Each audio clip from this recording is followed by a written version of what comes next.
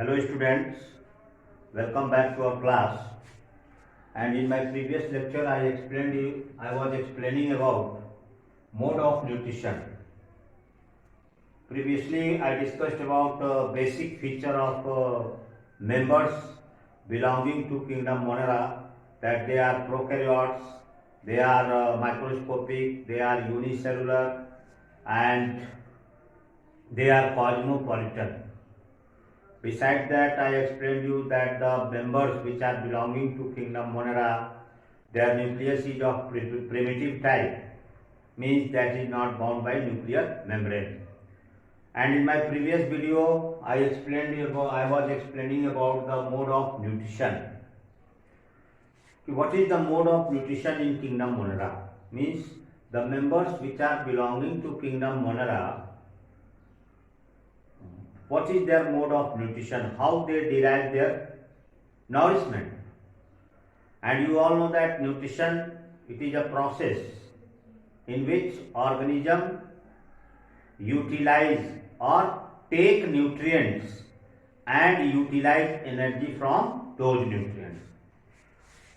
And the common example of members which are belonging to kingdom Monera, what are the organisms which belong to kingdom Monera? It includes bacteria,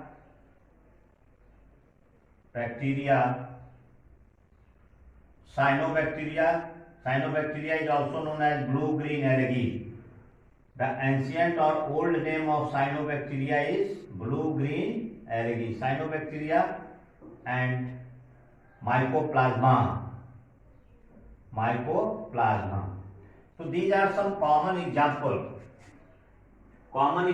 of members which belong to kingdom Monera, that is bacteria, cyanobacteria, mycoplasma.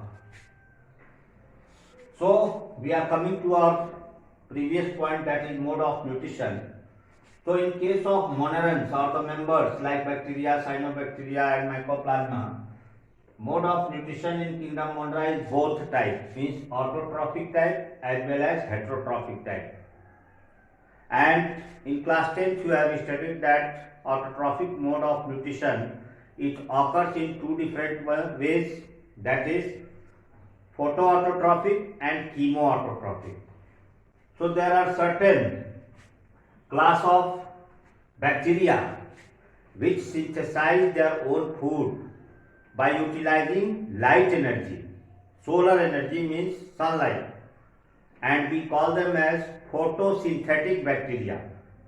They are known as photosynthetic bacteria because these photosynthetic bacteria, they contain different type of chlorophyll molecule, and that different type of chlorophyll molecule is known as bacteriochlorophyll.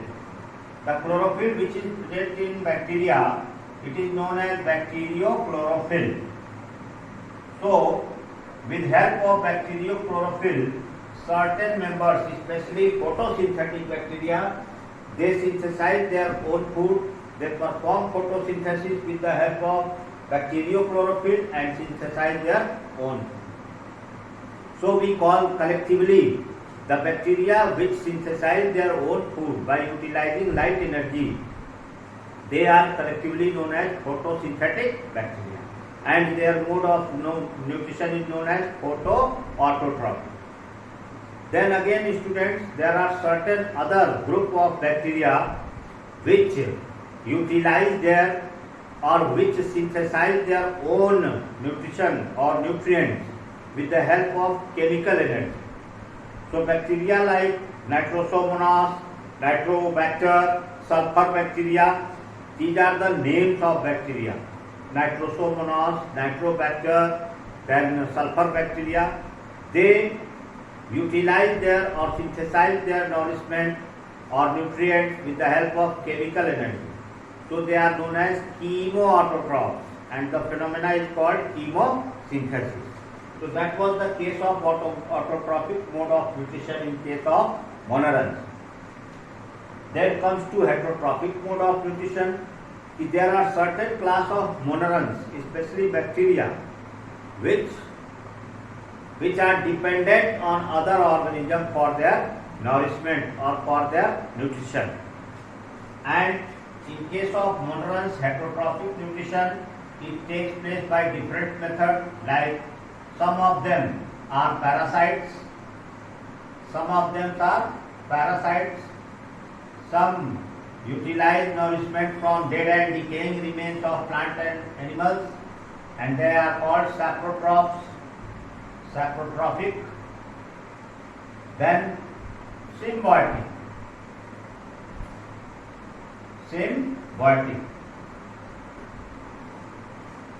So heterotrophic mode of nutrition is also reported in members of kingdom Monera, and that heterotrophic mode of nutrition, it can occur in form of parasitism, it can occur in form of saprotrophic mode, it can occur in form of symbiotic mode or symbiotic method.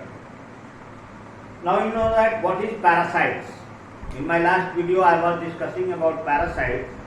So parasite is an association of two living organisms. Parasitism, it is an association of two living organisms in which both the organisms they live together, and one of them utilizes its nourishment from the other and harm it. So the organism which derives or which take nourishment from other organism, that is called parasite, and the organism from whom the nourishment is derived, that is called host. So it is a parasitism is a host parasite association in which host is harmed and parasite is benefited. Even in parasitism, the parasite kills the host. They derive nourishment, make the host body weak, and even they can cause their death also. So that is the case of parasitism. Now students, parasites, there are two types of parasites. One is known as endoparasite and other is known as ectoparasite. So there are two types of parasites. We are talking about parasite. So first one is known as ectoparasite,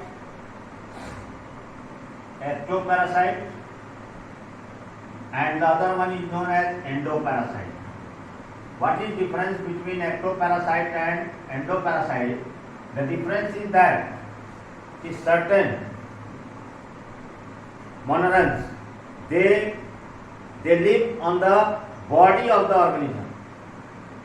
So if a parasite is lying outside the body, on the body surface, then it is called ectoparasite.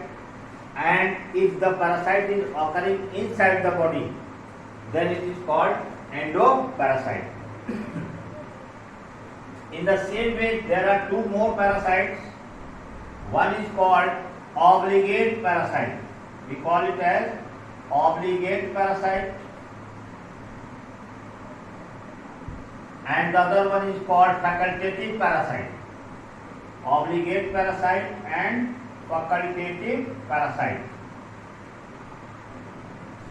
Obligate parasite is that parasite which requires host, means they cannot survive without a host. So a parasite whose life depends on a host, and without host they can die in absence of nourishment. So such parasites in which presence of host is must, they are called obligate parasite, means they cannot survive without a host. And facultative parasite is that parasite which doesn't in initial stage, they doesn't require any host, but as per the need during adverse condition, they can become parasite. Means initially, fundamentally, basically they are not parasite, but during adverse climatic condition or adverse conditions, they become a parasite. So such parasites are called facultative parasites. So there is category of parasite. Ectoparasite, which lies outside the body. Endoparasite, which lies inside the body. Obligate parasite, which requires a host, and without host they cannot survive. And fourth one is facultative parasite, in which initially they are not parasites, but during adverse conditions they become parasitic. And all the parasites, they basically cause different types of diseases in plants and animals. So all the parasitic form of monorans, जितने भी monorans हैं, अगर जो वो parasitic mode of nutrition में है, तो वो सारे के सारे diseases cause करते हैं. They cause different types of diseases in human beings, they cause different types of diseases in other animals, as well as they cause diseases in plants. So that is the case of parasites. Next comes the saprotrophic. Saprotrophic means, sapro word means rotten material. Means there are certain class of bacteria or certain group of certain members of monorans which derive their nourishment from dead and decaying remains of plants and animals. And when a nourishment is derived from dead and decaying remains of plants and animals, that is called saprotrophic mode of nutrition. So they decompose organic matter. So they are also known as decomposers. When dead and decaying remains of, means when plant or animal becomes dead, then the members of monorans, especially bacteria, they start decomposing the body of plants and animals and derive their nourishment from the decaying organic matter, and that is called saprotrophy. Even some members of monorans, they are found in form of symbiotic. Their mode of nutrition is symbiotic form. Symbiotic और symbiosis दोनों term आता है, symbiotic भी और symbiosis भी.